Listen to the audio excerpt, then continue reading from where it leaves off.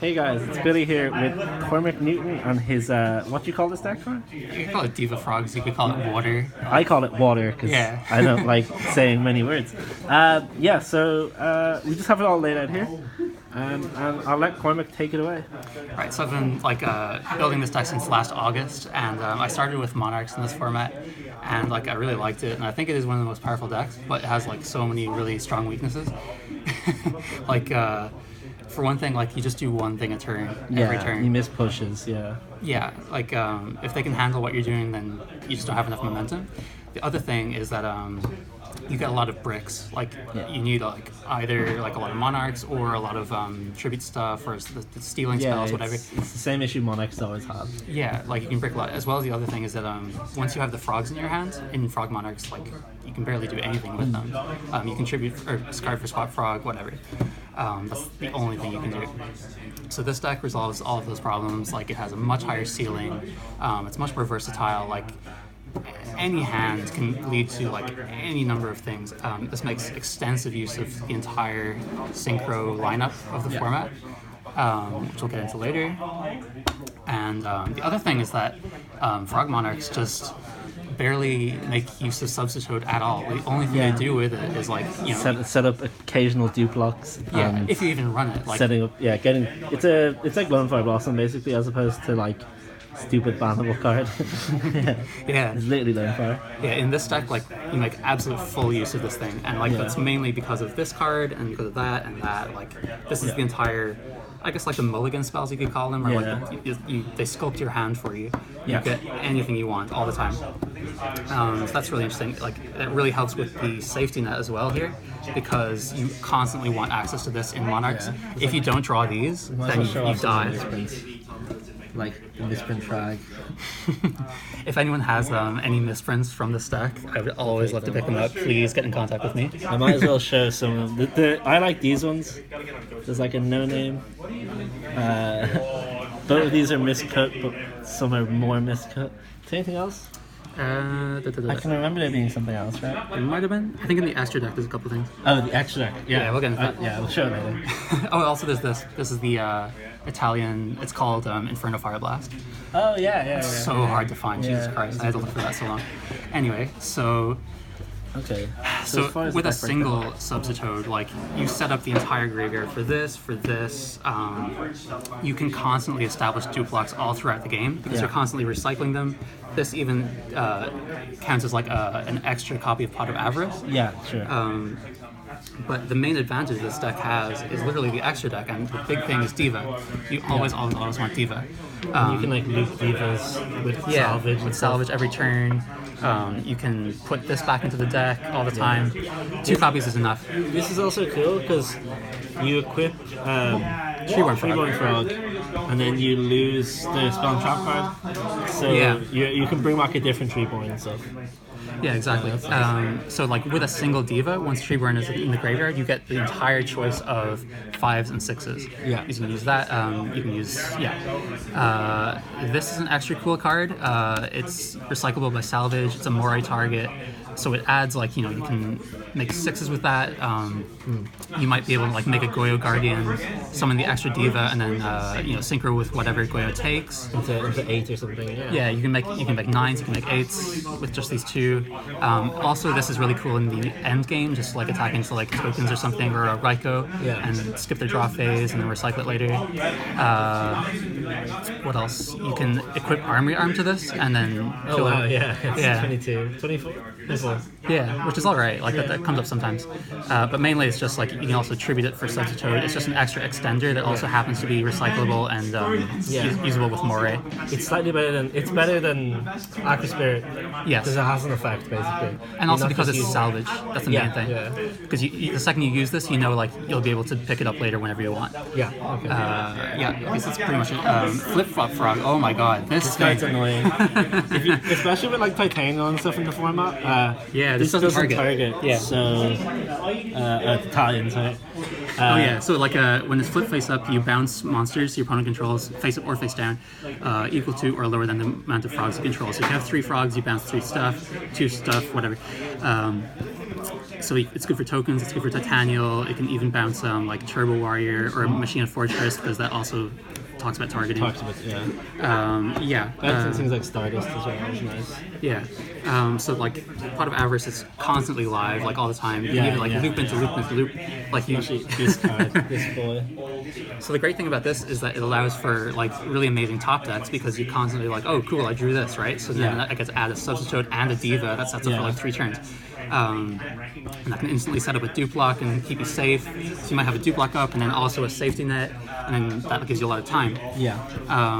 I find a lot of the time when like I'm in a situation when I'm winning, I get like this top decked on me and I lose. Hell yeah. Or this. Yeah. Or even this. I have a lot more memories of losing to this. Yeah. So Gold Strike is really, really super good, because I honestly mainly use it for searching Diva, because there's no other way to search it.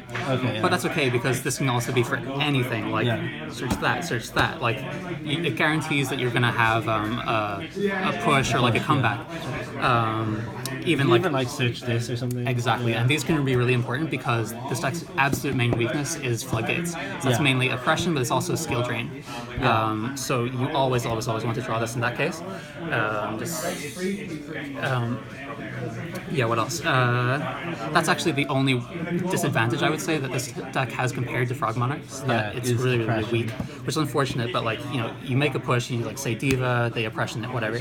Like you might still have these in hand, which is fine under oppression. You might have a follow-up play, like you might be able to set this and then like just hold on for that turn and then get a comeback and whatever. What else? This is pretty cool. Also against oppression, like this is one that, like you might just be able to just dismantle their board. They might just actually not have any monsters to push you to kill you with. Do damage. Yeah. Would you consider Econ? Because it's the only way to like play under skill drain and stuff. Yeah, I mean, I was playing Econ a lot, and I decided to take it out for this. I had a full like set of Econs. I ended up taking them out for that, which I don't regret. This is amazing. And there's unfortunately just no other cards that I can cut. Unless I want to play more cards, but I don't really think I do. The only another notable thing that you might have noticed is that this deck doesn't play Heavy Storm at all, so I've cut it for that, and also like this functions as that anyway. But the thing is that like you are constantly running into Starlight Road. It's awful. Like you want to know that when you have a card like Heavy Storm that you're going to be able to make a push with it. But the fact that like you are trading with their dead card, Starlight Road is just dead for them. And also like making it so that you're on the back foot again, like it's stupid.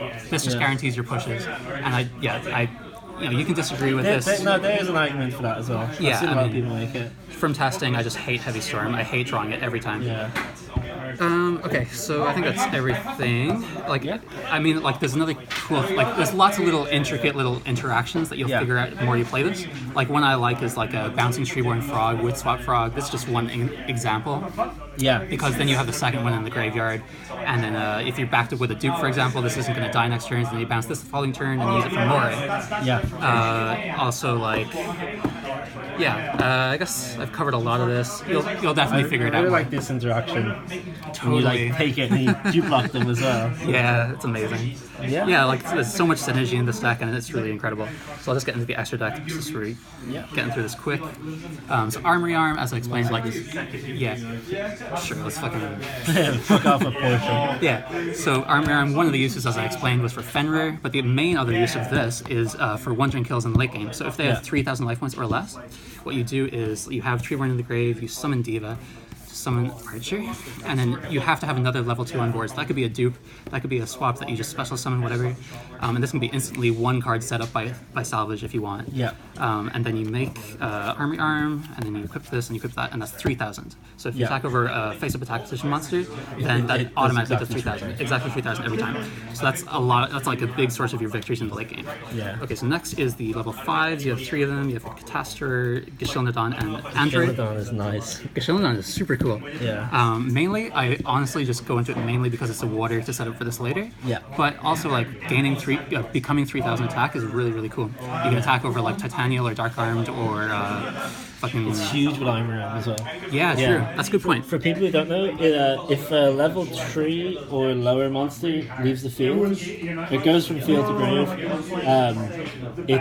This attack becomes 3,000 until the end phase. So it's like a level 5. It's huge. Yeah, pretty much. You can only make it with a Diva plus Archer. Oh yeah, it needs it has to be a level 3. That's okay. Yeah, it's kind of the go-to, I guess. But also, Android is cool for life points, whatever. Yeah. Whatever. And Catastor is awful. This is the worst one. Yeah. But it's good for niche scenarios, like against Lightsworn or gadgets, or sometimes against Monarchs. It's okay. Yeah, it's really good against Monarch, but it's okay against Monarch, like because sometimes they'll like kill your banish your Treeworm with Caius and then attack over this because Caius is a dark, so it's a bit iffy. But those are the 5s. They're pretty good. Next is the 6s. Just for this. I guess Goyo is probably the one that you would use the most, mainly because of the attack, to be honest, or just a bait up back row, I guess. You can also use that for that. Rhynak is good for late game pushes. It's kind of self-explanatory. It's also water, which is cool. Urikuza's is against tokens. Yeah, whatever. I love this guy. No need to really explain it. Nothing really interesting about it. It's like you told me earlier about the Iron Chain.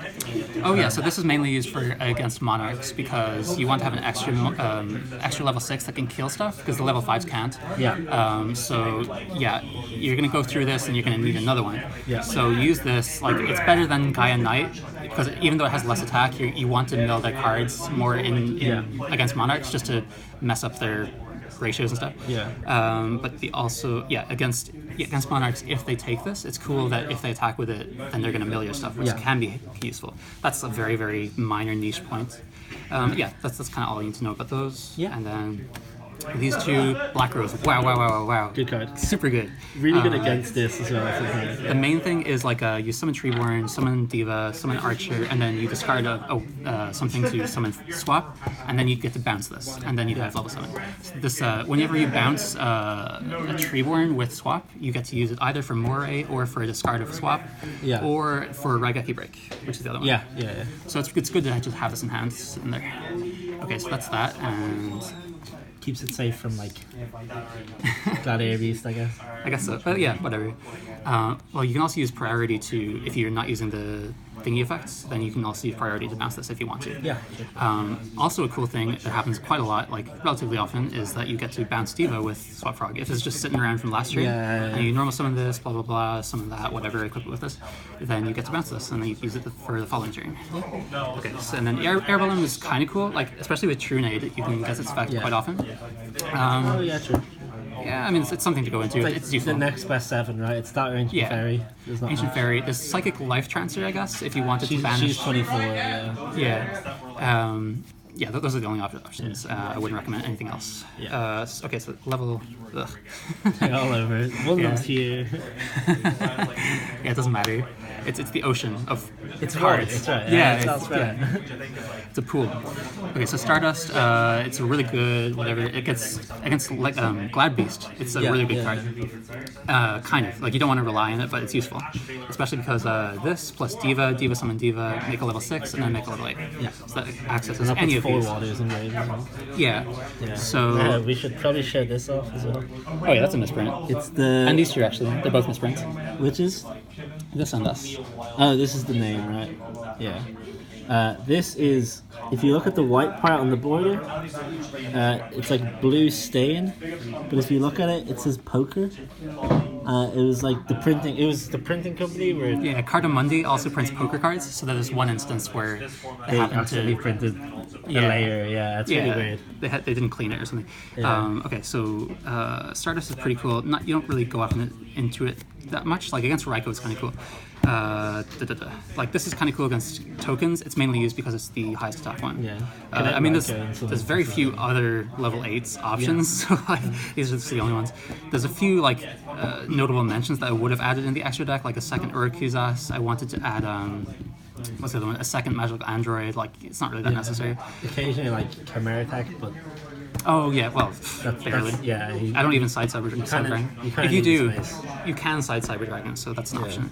This is really cool because you like the more life points you have, the more options you have. You can do a lot in a turn as opposed to Monarchs. Like life points matter a lot more in this deck than in Monarchs. I guess you could say that.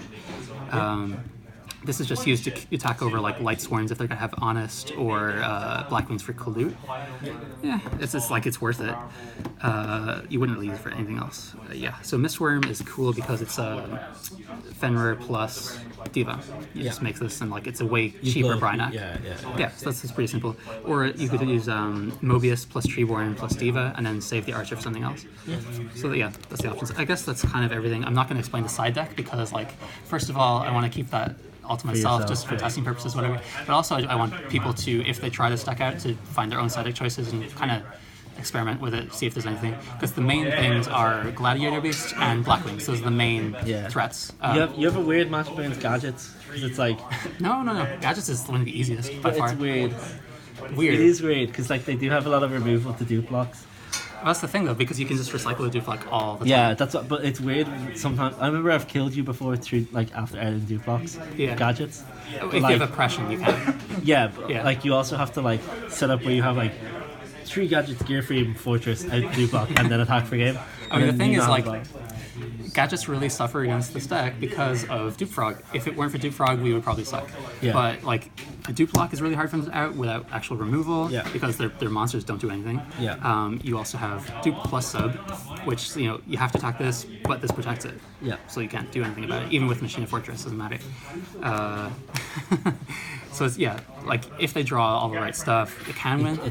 Because they like the Machine is still nice though. And the Machine is very good at one-turn kills. So if you don't have the defense for that immediately, then sometimes that can throw you off. But mainly that's a really easy matchup. What's it called?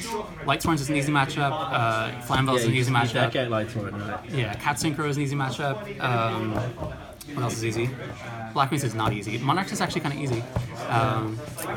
This is like it just outspeeds Monarchs, like really out resources them. What else? Okay, Quick Draw. Quick Draw is half and half. Weird because they can loot Black Rares against you sometimes, which is nice. Kinda, yeah, that can be good. Like if they get a Drill Warrior and can use it turn after turn, that's pretty good. One thing I will reveal about the side is that Drill Warrior does out the dupe block. You just keep attacking directly.